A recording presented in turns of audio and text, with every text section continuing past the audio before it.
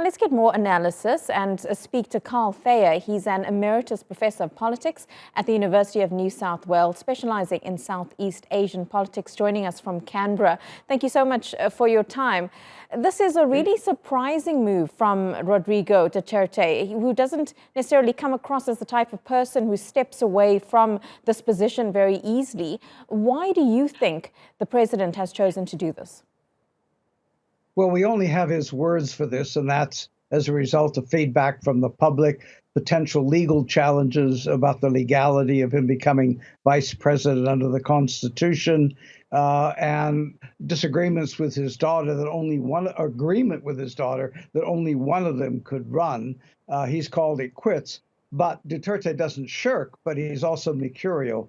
And so at the moment, we can take him for his word. But my understanding is he has substitutions to lists that are being filled can be made as late as the 15th of November, and he may try to rally supporters. But at the moment, he's declared this, and it's thrown the game wide open. And besides which, these are early days in the Philippines, and it's not a majority vote. It's the plurality of who wins. So it's much too early to judge what the results of the May election next year will be. Yeah, you say that this does, of course, throw the race for the Philippines president wide open. One of the names that has been touted that we've heard a lot of over the last few days is Manny Pacquiao. Where does this then leave the race for who takes over the presidency next year? Well, because it's a presidency by plurality and the president and vice president run separately, the Pdp-laban, the current ruling party, is composed of rival factions. And Manny Pacquiao is a leader of one. Duterte's vice president, Leni Robredo, she is trying to nominate for president. So it's a fluid situation at all. But Manny is trying to pick up on populism by declaring that Duterte is corrupt and has misspent money on COVID-19 relief.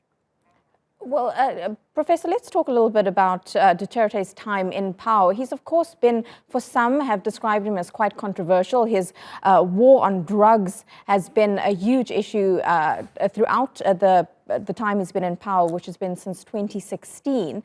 Just talk us through why this president has been controversial for many looking at the Philippines, but also widely loved in his country. Well, the two issues. His war on drugs has led to 6,000 to 7,000 extrajudicial killings, and investigation by the International Court, Criminal Court, whether he's committed crimes against humanity.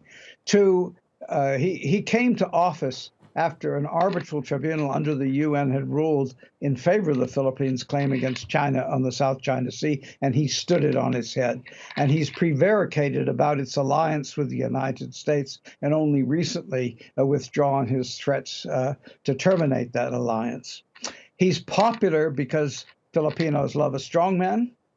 He speaks their language. He's direct.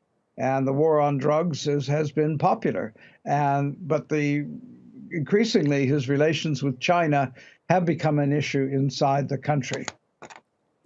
Thayer, really appreciate your analysis and insight, speaking to us there from Canberra. Thank you so much.